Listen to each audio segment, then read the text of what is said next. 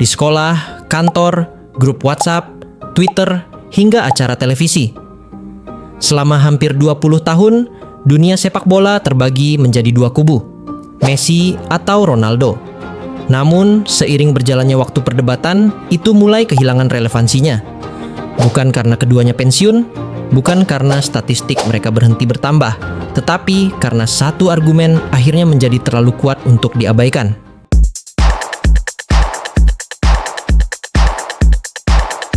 Banyak olahraga memiliki rivalitas besar, Federer dan Nadal, McGregor dan Khabib, Senna dan Prost.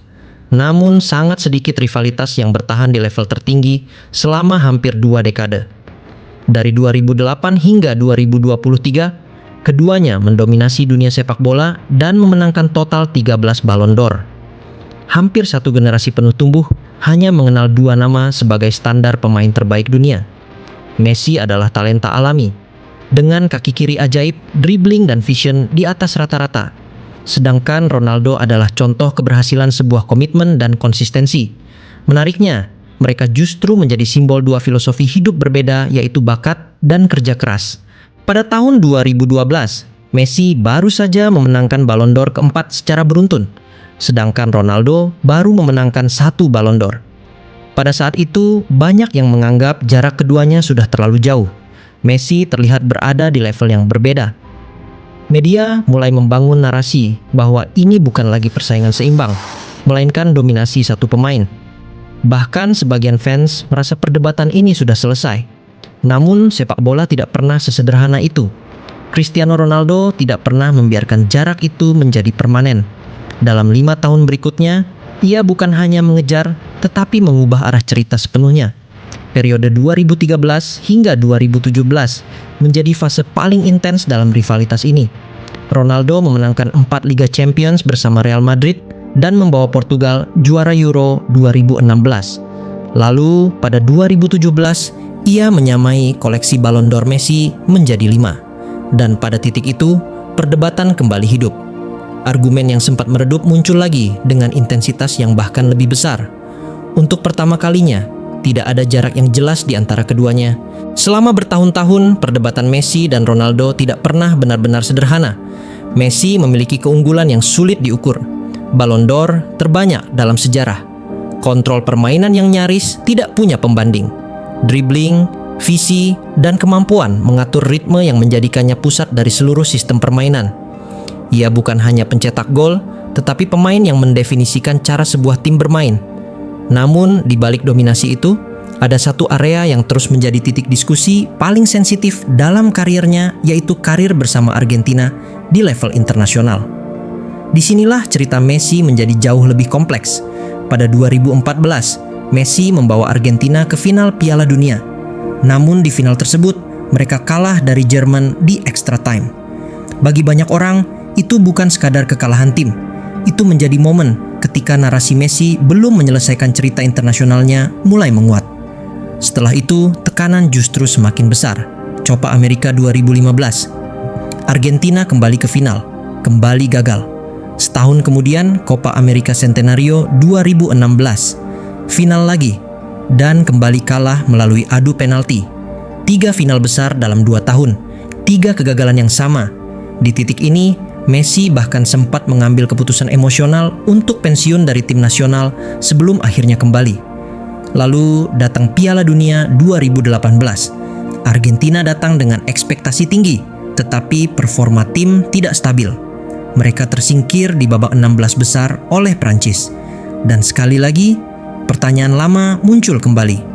Apakah Messi bisa benar-benar melengkapi karirnya di level internasional? Namun justru dari rangkaian kegagalan inilah cerita Messi menjadi lebih besar.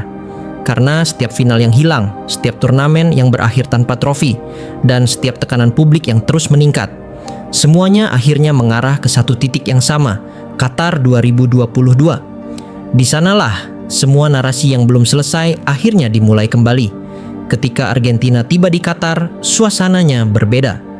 Secara teori, Messi masih merupakan pemain terbaik Argentina. Namun secara realistis, banyak yang menganggap ini adalah kesempatan terakhirnya. Usianya sudah 35 tahun. Piala Dunia berikutnya terasa terlalu jauh. Dan sejarah sepak bola menunjukkan bahwa kesempatan kedua tidak selalu datang. Karena itu, Qatar bukan sekadar turnamen bagi Messi. Ini adalah kesempatan terakhir untuk mengubah cara sejarah mengingat dirinya. Namun, perjalanan itu tidak dimulai dengan sempurna. Di pertandingan pembuka, Argentina secara mengejutkan kalah dari Arab Saudi, salah satu kejutan terbesar dalam sejarah Piala Dunia. Dalam hitungan jam, banyak orang mulai mempertanyakan, apakah kisah ini akan berakhir seperti 2014, 2015, 2016, dan 2018. Sebuah perjalanan penuh harapan yang kembali berakhir dengan kekecewaan. Tetapi yang terjadi setelahnya justru sebaliknya. Semakin besar tekanan yang datang, semakin besar pula pengaruh Messi terhadap Argentina. Ia mencetak gol saat Argentina membutuhkan gol. Ia menciptakan peluang saat Argentina kesulitan membongkar pertahanan lawan. Dan yang paling penting, ia tampil di momen-momen terbesar. Menariknya, Qatar tidak mengubah Lionel Messi. Ia tidak tiba-tiba menjadi pemain yang lebih baik dibandingkan saat memenangkan 4 Ballon d'Or beruntun. Ia tidak tiba-tiba lebih berbakat dibandingkan saat mencetak 91 gol dalam 1 tahun kalender. Dan ia juga tidak tiba-tiba lebih dominan dibandingkan versi dirinya pada era Barcelona. Sebenarnya, pemainnya masih sama. Yang berubah adalah cara dunia melihatnya, karena selama lebih dari 1 dekade, setiap diskusi tentang Messi selalu berakhir dengan kalimat yang sama. Tapi dia belum memenangkan Piala Dunia, dan muncul hampir setiap kali namanya dibandingkan dengan legenda-legenda sebelumnya. Namun setelah Qatar, kalimat itu menghilang. Bukan karena orang berhenti mencari kekurangan Messi, tetapi karena kekurangan terbesar itu memang sudah tidak ada lagi.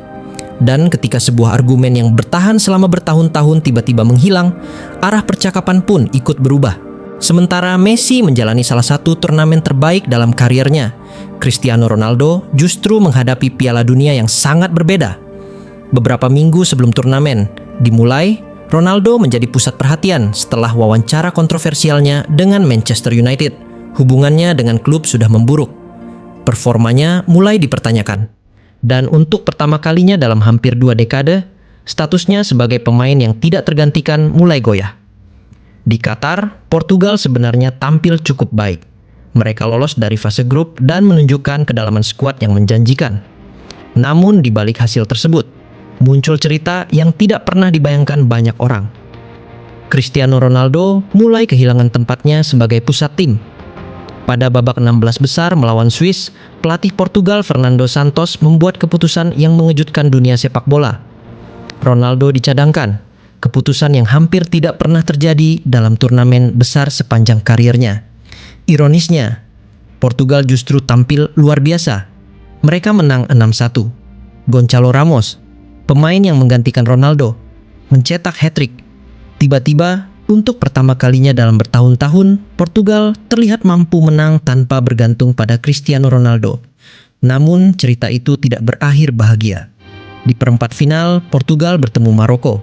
Salah satu kejutan terbesar dalam sejarah Piala Dunia. Portugal kalah 1-0, dan ketika peluit panjang berbunyi, kamera langsung mengarah kepada Ronaldo. Ia berjalan meninggalkan lapangan sambil menangis. Setelah mengangkat trofi Piala Dunia, resume Messi mulai terlihat berbeda.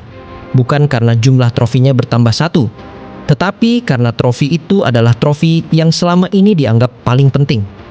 Kini ia memiliki 8 Ballon d'Or, 4 Liga Champions, Copa America, Finalissima, dan Piala Dunia, serta berbagai rekor individu yang mungkin tidak akan terpecahkan dalam waktu dekat.